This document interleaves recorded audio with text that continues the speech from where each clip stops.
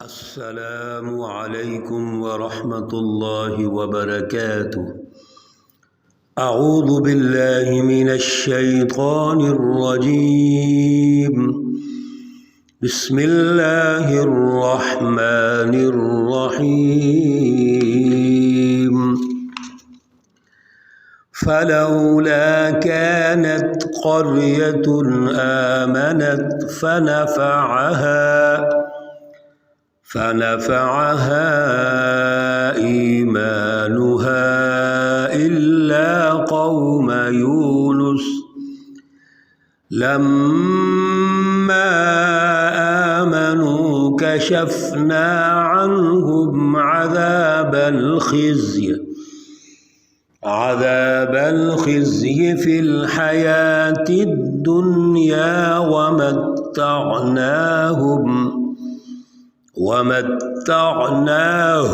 إلى حين۔ صدق الله العلي العظيم۔ اللهم صل على سيدنا ومولانا محمد النبي الأمي وعلى آله وأصحابه وبارك وسلم وصل عليه۔ معزز سامعین و سامعات، آج جو آیات مقدسہ ہمارے زیر مطالعہ ہیں، آیت مقدسہ نمبر 98 تا 103 ہیں، سورہ یونس ہیں، پارہ نمبر 11 ہے۔ اللہ رب العزت ان آیات کی حقیقی روح کو سمجھنے کی توفیق اور صلاحیت عطا فرمائے اور اس پر عمل کی توفیق اور صلاحیت عطا فرمائے۔ گزشتہ درس میں اللہ رب العزت نے بنی اسرائیل حضرت موسیٰ علیہ السلام اور ان کی قوم کو فرعون سے نجات عطا فرمائی، آزادی عطا فرمائی، اور جس وقت وہ دریا عبور کر گئے تو اللہ رب العزت نے ان کو مختلف انعامات سے نوازا، بہترین جگہ بھی دی، اور پھر اس کے ساتھ ساتھ ان کے لیے کھانے کی چیزیں بھی صاف ستھری اور اچھی معیاری عطا فرمائیں۔ لیکن بنی اسرائیل کے اندر غلامی کے اثرات تو موجود تھے، اگرچہ وہ حضرت موسیٰ علیہ السلام کے ساتھ نکل آئے، اور آپ کی جو جماعت خاصہ تھی اس کے علاوہ جو عوام تھی ان کے اندر بہت ساری ابھی امراض موجود تھے، اس لیے ان میں اختلافات پیدا ہو گئے، اور اس کے تناظر میں اللہ رب العزت نے حضور نبی اکرم صلی اللہ علیہ وسلم کی امت کو خصوصی طور پر یہ رہنمائی ارشاد فرمائی کہ آپ اس کتاب مقدس قرآن پاک پہ کبھی شک نہیں کریں گے بلکہ رہنمائی لیں گے، اور سچی اور حقیقی رہنمائی سے دنیا اور آخرت میں کامیاب ہوں گے۔ حضرت موسیٰ علیہ السلام کے بعد حضرت یونس علیہ السلام کا واقعہ آیت نمبر 98 میں اللہ رب العزت نے ہماری رہنمائی کے لیے ارشاد فرمایا ہے۔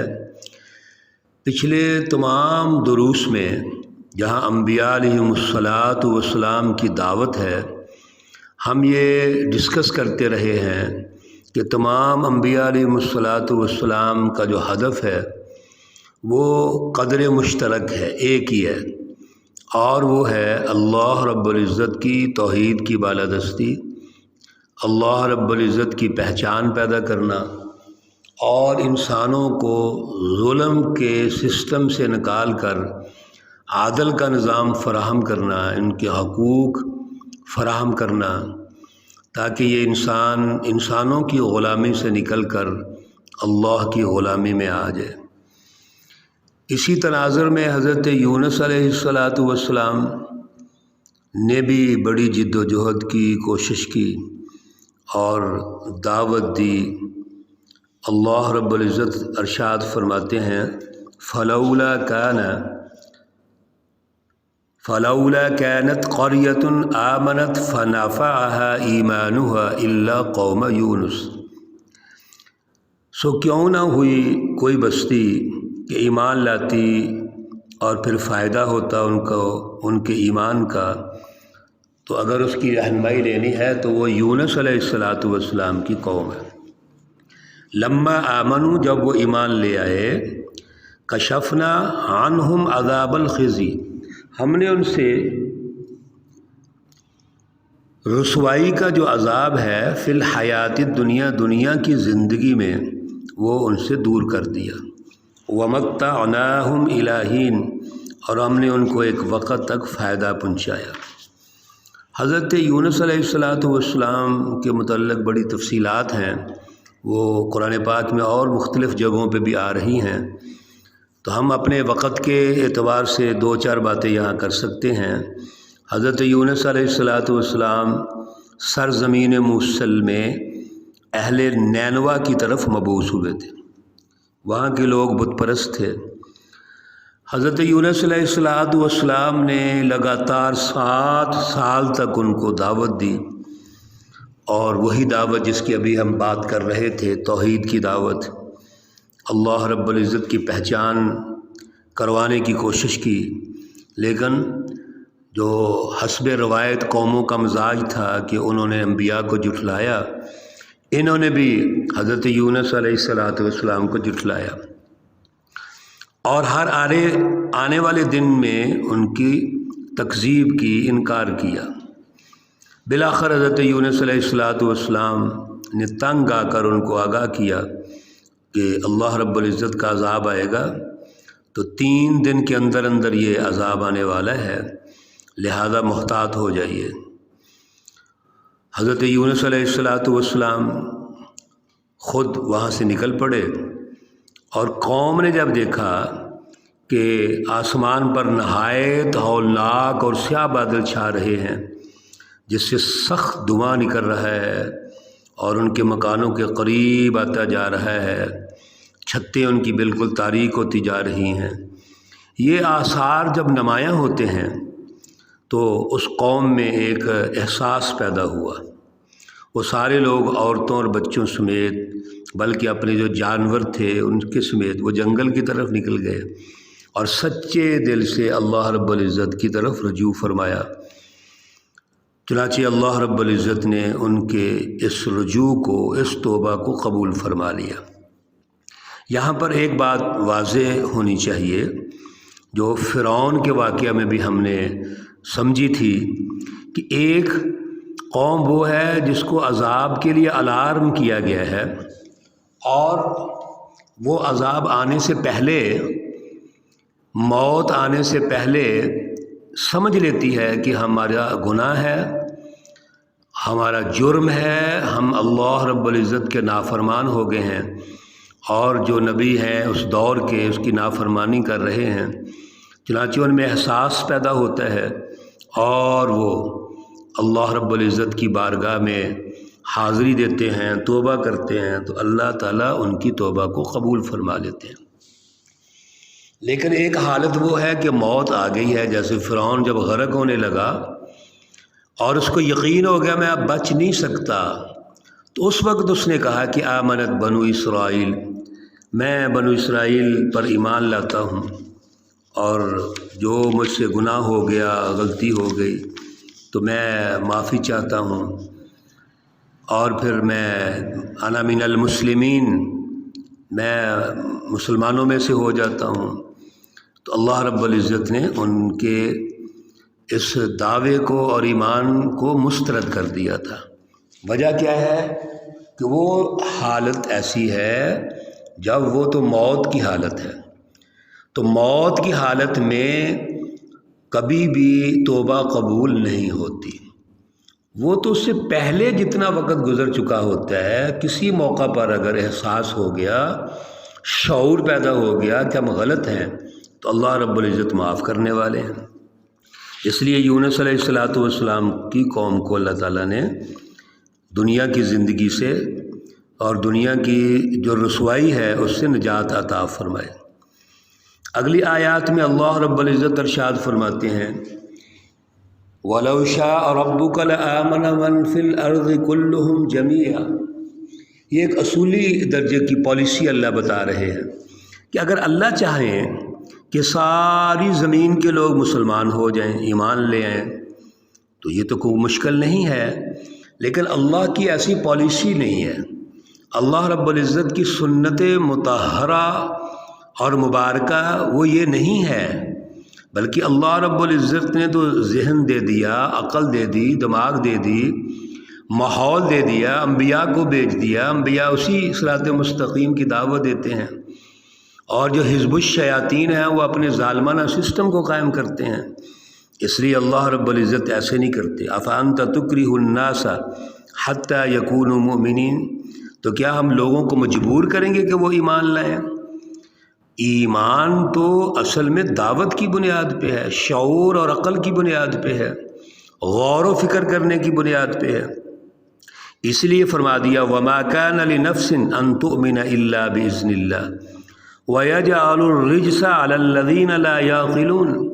یاد رکھیے جو بیوقوف لوگ ہیں، سوچتے نہیں ہیں، یہ جتنی گندگی ہے ظلم کی، جتنی گندگی ہے شرک اور کفر کی، نفاق کی، یہ ان لوگوں کے لیے ہوتی ہے جو غور و فکر نہیں کرتے۔ تو آپ اپنی عقل سے کام لو، غور و فکر کرو۔ اس لیے اللہ رب العزت نے فرما دیا قل انظروا ماذا فی السماوات والارض، آپ ان سے کہہ دیجئے دیکھو، غور کرو جو کچھ آسمانوں اور زمین میں ہے۔ وما تغنی الآیات والنذر عن قوم لا یؤمنون، اور کچھ کام نہیں آتی یہ نشانیاں اور ڈرانے والے ان لوگوں کے لیے جو ایمان نہیں لاتے۔ اصل میں معیار جو ہے وہ ایک مائنڈ سیٹ ہے جس کو اللہ تعالیٰ نے یہاں ارشاد فرمایا ہے، اور وہ مائنڈ سیٹ یہ ہے کہ آپ غور و فکر کر کے انبیاء کی دعوت کو قبول کر کے اس جماعت میں شامل ہو کے آگے بڑھیں۔ اگر آپ ایسا کریں گے تو پھر اللہ تعالیٰ آپ کی سرپرستی کریں گے، رحمت نازل فرمائیں گے۔ اس لیے فرما دیا فَهَلْ يَنْتَظِرُونَ إِلَّا مِثْلَ أَيَّامِ الَّذِينَ خَلَوْا مِنْ قَبْلِهِمْ، اب کچھ نہیں جس کا انتظار کریں گے مگر انہی وہ لوگ جو اس سے پہلے گزر چکے ہیں اور ان کی مثالیں موجود ہیں۔ قُلْ فَانْتَظِرُوا إِنِّي مَعَكُمْ مِنَ الْمُنْتَظِرِينَ، اگر ان تمام امثلہ اور عبرتوں سے آپ فائدہ نہیں اٹھاتے تو پھر ٹھیک ہے، آپ انتظار کر لیں، اور میں بھی آپ کے ساتھ انتظار کر رہا ہوں، نتیجہ خود ہی واضح ہو جائے گا۔ تو اللہ رب العزت نے اس مائنڈ سیٹ کی مذمت فرمائی ہے جو عقل سے کام نہیں لیتا، شعور سے کام نہیں لیتا، غور و فکر نہیں کرتا، رسمی مزاج ہوتا ہے۔ دور حاضر میں بھی ایسے ہی ہے، ہم حقیقی اور سچی باتوں کا انالیسز نہیں کرتے۔ ہم نے جھوٹے لیڈر بنائے ہوئے ہیں، وہ مذہبی اعتبار سے ہوں اور وہ سیاسی اعتبار سے ہوں، وہ سماجی اعتبار سے ہوں، اور ہم ان مذہبی، سیاسی، سماجی جو نام نہاد لیڈر بنائے ہوتے ہیں، صرف اپنے ذاتی انفرادی مفادات کی وجہ سے ہم ان کے لیے نعرے لگاتے رہتے ہیں۔ ایسے نہیں ہونا چاہیے، ہم نے عقل و شعور سے کام لینا ہے کہ ان کا جو دعویٰ ہے، ان کا جو پروگرام ہے، ان کی جو جد و جہد ہے، کیا اللہ کی رضا کے لیے ہے، کیا انسانیت کی ترقی کے لیے ہے، کیا غلامی سے آزادی کے لیے ہے، کیا عدل کو قائم کرنے کے لیے ہے؟ بھائی یہ جو غور و فکر ہے یہ ہم نے کرنا ہے، یہ ہماری ڈیوٹی ہے نا۔ ہم صرف نعرے لگانے کے لیے تو نہیں ہے کہ ہم ماحول کو دیکھیں اور بس ان کے پیچھے چل پڑیں، پہلے اس کا تجزیہ تو کریں۔ یہی مائنڈ سیٹ اللہ تعالیٰ ہمیں سمجھا رہے ہیں کہ غور و فکر کرو۔ اور آخر میں اللہ تعالیٰ نے واضح فرما دیا ثم ننجی رسولنا والذین آمنوا کذالک، یہ اصولی درجے کی بات سمجھ لیجئے کہ ہم اپنے رسولوں کو اور مومن جماعتوں کو نجات دیں گے، دنیا میں کامیاب کریں گے۔ حقاً علینا ننجی المؤمنین، وجہ اس کی یہ ہے کہ یہ نجات مومنوں کا حق ہے۔ دنیا کے اندر یاد رکھیے عزت، عظمت کامیابی، امن، سکون، یہ مومن جماعت کے لیے ہے، اور آخرت میں بھی اللہ کا استقبال اور کامیابیاں مومنوں کے لیے ہیں، بشرطے کہ ہم عقل و شعور والی مومن جماعت ہوں، ہم غور و فکر کرنے والی مومن جماعت ہوں، اللہ رب العزت کی رضا حاصل کرنے والی ہوں، اور ہم درست تجزیہ پیدا کر کے جو شیطانی لوگ ہیں، شیطانی جماعتیں ہیں، ان سے بیزاری کا اعلان کریں، ان سے ہم برات کا اعلان کریں۔ تو جب ہم حزب اللہ کا ساتھ دیں گے اور شیطانی جماعتوں سے برات کا اعلان کریں گے تو اللہ نے تو ہمیں گارنٹی دے دی یہاں پہ، ننجی رسولنا والذین آمنوا، کہ کامیابی اور نجات رسولوں کی ہوگی، حزب اللہ کی ہوگی۔ اس اصولی فیصلے کے بعد اگر ہم پھر بھی یہ غور و فکر کریں کہ دنیا کے اندر کامیابیاں کافروں کو ملیں گی، دنیا کے اندر جو ترقیاں ہیں وہ یورپ، کافروں اور ان ملکوں کو ملیں گی، تو گویا یہ ہمارا ناقص مطالعہ ہے، ناقص سوچ ہے، ناقص ایمان ہے۔ اللہ رب العزت ہمیں اعلیٰ شعور عطا فرمائے، اعلیٰ نظریہ عطا فرمائے۔ اللہ رب العزت تمام مرحومین و مرحومات کو جنت الفردوس میں اعلیٰ مقام عطا فرمائے، رمضان المبارک کی برکت سے سب کے گناہ معاف فرمائے، آخرت میں آسانیاں پیدا فرمائے۔ اللہ رب العزت تمام بیماروں کو شفائے کاملہ عاجلہ مستمرہ عطا فرمائے۔ ربنا تقبل منا انک انت السمیع العلیم وتب علینا انک انت التواب الرحیم، وصلی اللہ تعالی علی النبی الأمی محمد وعلی آلہ واصحابہ اجمعین برحمتک یا ارحم الراحمین۔ السلام علیکم ورحمۃ اللہ وبرکاتہ۔